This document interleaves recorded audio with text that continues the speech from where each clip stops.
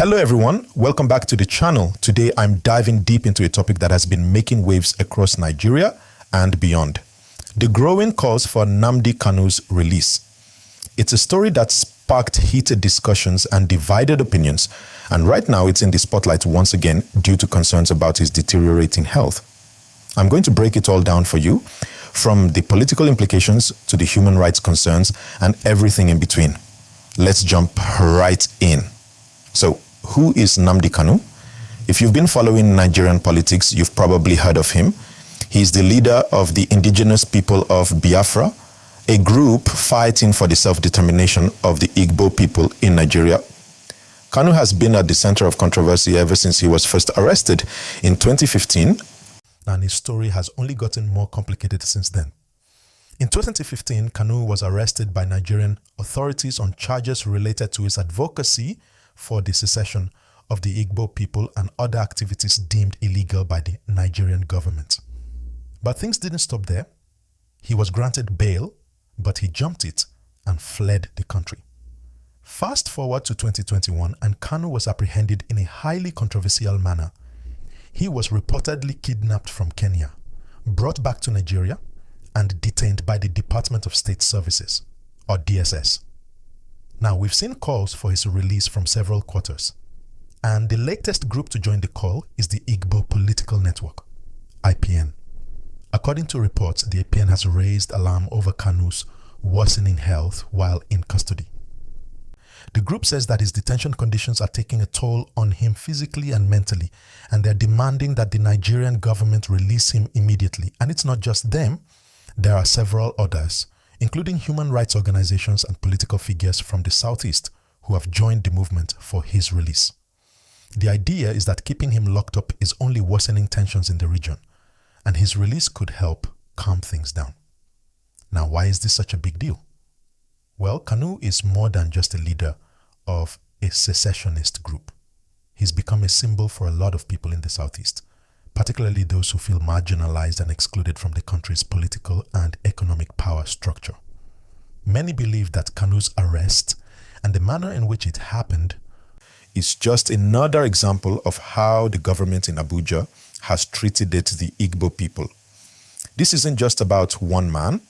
It's about a community that has long felt that its voices aren't being heard. But let's talk about the health angle, because that's really what's bringing this issue back to the forefront. Reports are saying that Kanu's health is rapidly deteriorating. There are claims from his legal team, supporters, and even some medical professionals who argue that he's not receiving the necessary medical attention while in detention. His supporters are particularly concerned about his physical condition and the toll the long period of detention has taken on him. Now, while some official reports have said that Kanu is fit to stand trial, others are questioning whether the conditions he's being kept in are contributing to a decline in his health. Now, let's take a step back. The legal situation surrounding Kanu is still very much in play. As you might know, Kanu is facing charges of terrorism, sedition, and incitement. He's accused of orchestrating violent protests and broadcasting statements that have been deemed to be inciting violence against the government. But there are also those who argue that the charges are politically motivated and that Kanu is being used as a scapegoat for much larger political issues. For example, some believe that the Nigerian government sees him as a threat to national unity, particularly given his advocacy for the Biafran cause, which has historical significance dating back to the Nigerian Civil War. But there's more to this than just Kanu's charges. There's also the way his case has been handled. His legal team and supporters have raised concerns about the fairness of the process. For one, there are serious questions about how he was extradited back to Nigeria. The Kenyan courts ruled that his abduction from Kenya and his forced return to Nigeria were illegal. Some even argue that this case is a violation of international law. This has only fueled the calls for his release, as many see this as a clear violation of his human rights. Let's get back to the IPN and what they've been saying. They're not just calling for Kanu's release because of his health, but they're also arguing that keeping him in detention is destabilizing the region.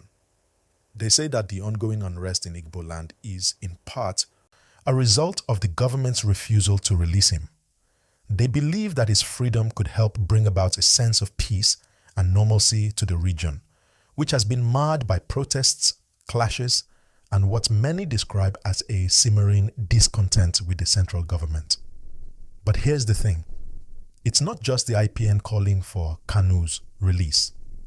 Other political groups, including some within Nigeria's southeastern states, have echoed similar calls. And this has put a lot of pressure on the federal government to address the situation. The government has argued that Kanu's detention is necessary for national security reasons. They claim that Kanu's actions and his calls for the secession of the Southeast threaten the stability of the country. And that's where things get tricky. The balance between national security and human rights. There are those who believe that Kanu's actions go beyond political dissent. They see him as a threat to national unity and argue that his release could embolden other separatist groups. This is a critical issue because Nigeria is a country made up of diverse ethnic and religious groups, and any movement that advocates for breaking away from the country could have far-reaching consequences. So, what's next? What should we expect moving forward? Well, Kanu's legal team has said they will continue to fight for his release through the courts. But there's also growing public pressure on the Nigerian government to reconsider its stance. The ongoing protests in the southeast could continue to escalate, and the government could face further calls for action from international human rights organizations. This is a developing story, and we'll have to see how the government responds. Will they release Kanu to ease tensions, or will they continue to hold him in detention for national security reasons? Now, as the calls for Nnamdi Kanu's release continue to grow, there are still a lot of unanswered questions, and there's no clear path forward just yet. The situation is delicate, and it involves so many factors. The future of the Southeast, the broader political landscape in Nigeria, and the growing international scrutiny of the country's handling of human rights issues. The political pressure from groups like the Igbo Political Network and other regional organizations is making it harder for the federal government to ignore the demands for Kanu's release. While the government has maintained that Kanu's detention is for national security reasons, they are walking a fine line. The more they dig in their heels, the more unrest they risk fueling in the region. And that unrest could spill over into national issues, as we've seen with protests and calls for civil disobedience. But on the other hand, releasing Kanu could send a message to the public that the government is giving in to pressure from separatist groups. It could be seen as a sign of weakness, especially if the release is done without some form of negotiation or compromise. The government has to weigh the potential fallout, both domestically and internationally, if they do decide to let him go. It's a tricky balancing act, and one that requires a great deal of political calculation. What's more, let's not forget that Kanu's case isn't isolated. There are other political prisoners and activists across Nigeria who feel that they are being unfairly targeted for speaking out against the government. If the Nigerian government chooses to release Kanu, it could set a precedent for how they handle future cases of political dissent, and that could have long-term implications for the country's democracy and how it balances the needs of national security with the rights of its citizens. Now, I want to go back to the human rights aspect for a moment. There's a growing concern that Kanu's detention and the way he was apprehended violates several international laws. Many critics argue that the way his arrest and extradition were handled was not only illegal but also deeply unjust. And while the Nigerian government continues to assert that Kanu is a threat to national security, there are others who believe that the real threat is the continued erosion of civil liberties in the country. The more people feel that their voices are being silenced, the more they'll look for alternative ways to express their grievances. And this could lead to even greater instability. So, where do we go from here? The situation is fluid and things are changing by the day.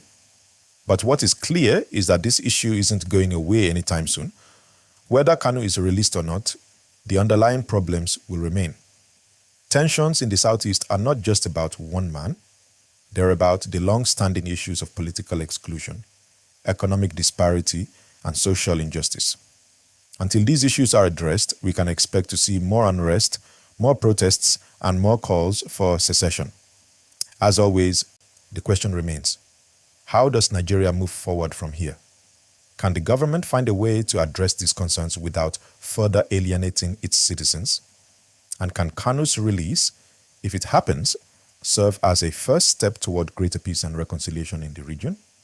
These are the questions that need to be answered, and the answers will have far-reaching consequences for the country's future. If you're following this story, what do you think? Should Kanu be released, or should he remain in detention while his case is ongoing? It's a complex issue, and it's one that is deeply tied to Nigeria's history and politics. But at the end of the day, it's also about the people, the communities that are affected, and how the government chooses to handle this. Before we wrap up, I want to hear your thoughts. Drop a comment below and let me know where you stand on this issue. Is Kanu's detention a violation of his human rights, or is the government justified in keeping him behind bars? And what about his health? Should the government do more to ensure his well-being? I want to hear from you. Also, don't forget to like this video and subscribe if you haven't already. And as always, hit the notification bell so you don't miss any of our latest updates. Stay tuned because this story is far from over and we'll continue to bring you the latest developments. Thanks for watching. Keep the conversation going and I'll catch you next time.